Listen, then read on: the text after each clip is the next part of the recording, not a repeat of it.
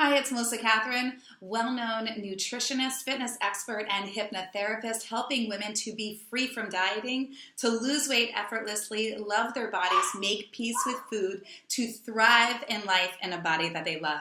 I am known for Done with Dieting, and if you want to be a part of this incredible group, head on over to Facebook and ask to be invited into the community, and we will make sure to connect you with them. It's a movement that is impacting thousands. So I'm really excited to be with you today. Today is Weight Loss Wednesday.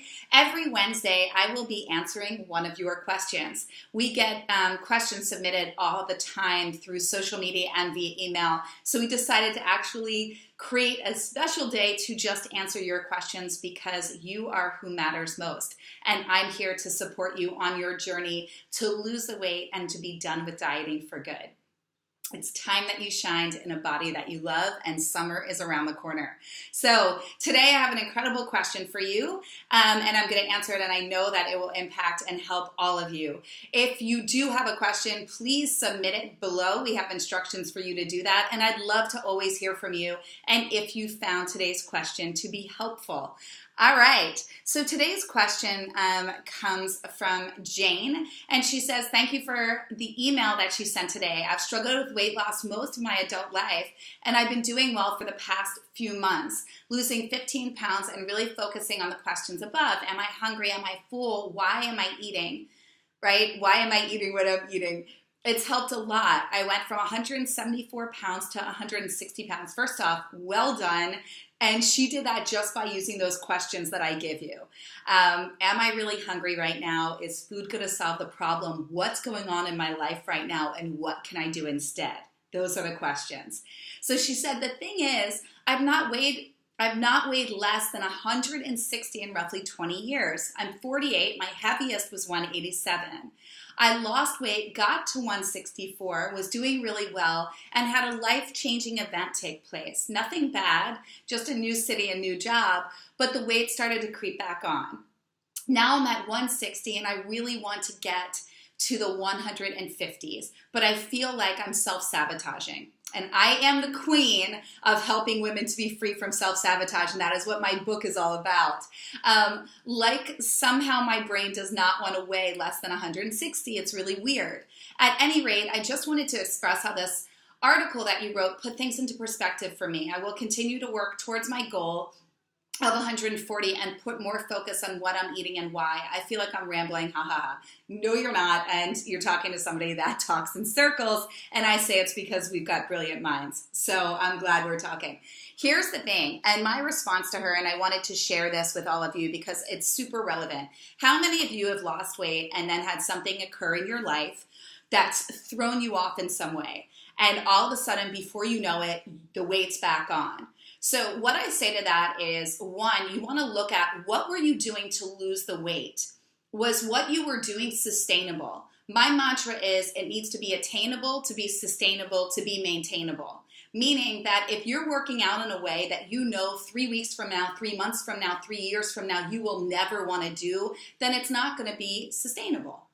If you know that you're eating in a way that you are sitting there going, God, I can't wait for this to be done. Just 90 more days, 90 more days. I feel like I'm always deprived and I can't eat this and I can't eat that and I'm not eating with my family and it's just not fun. It's not going to be attainable. It's not going to be sustainable, right? You want to set yourself up for success, not failure. Being healthy, being fit, I teach women, and I always say this, in fact, we're putting it on my website, I am your last resort. I get that. Women come to me when they're just like, okay, I'll try what this girl's talking about because nothing else is working. They've tried every diet, right? I always say, I get it. I'm your last resort, but I'm your solution. And that freaks them out too because they've been dieting for so long that it's scary to actually let go of the mayhem that goes on up here, right? Trust me, I get it because I did it for decades. So what I also suggested to Jane was I said, where can you do more? If this is for anybody that's plateaued and is sitting there just feeling like, I don't feel like I can get there. I want to be at 140. I'm at 160 and I just feel like I'm self-sabotaging. If you feel like you are, then you are, right? Generally, our minds are leading us to what's going on. So I want to tell you, one, go back to those questions that I stated. Am I really hungry right now? What's going on in my life right now? Is food going to solve the problem? What can I do instead?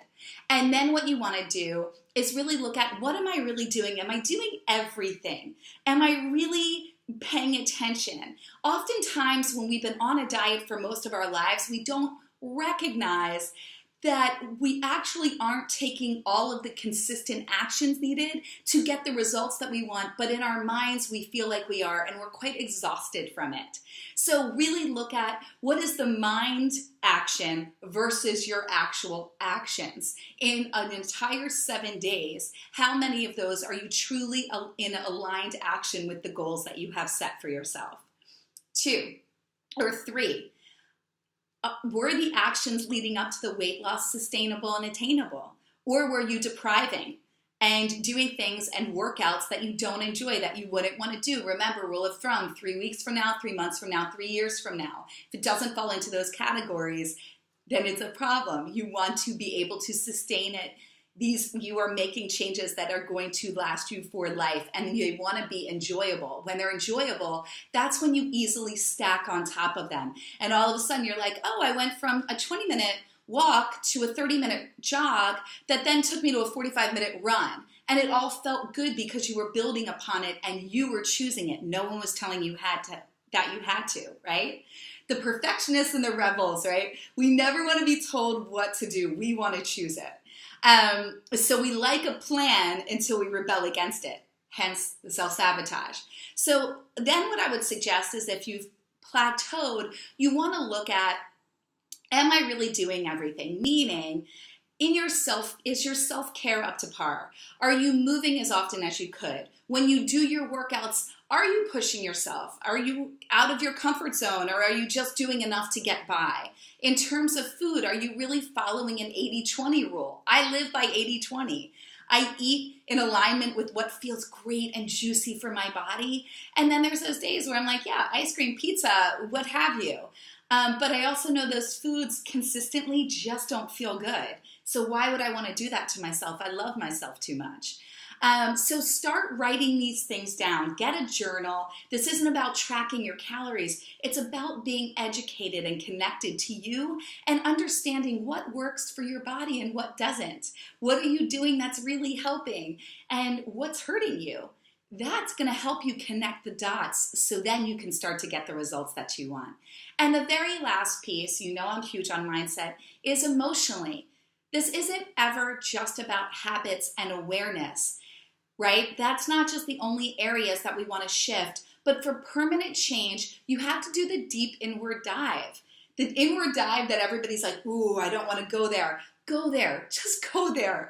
Get it up. Identify what the root cause is. Why is there, and why have there been gaps in your life that you've been using food to fill instead of fun and love and you and joy?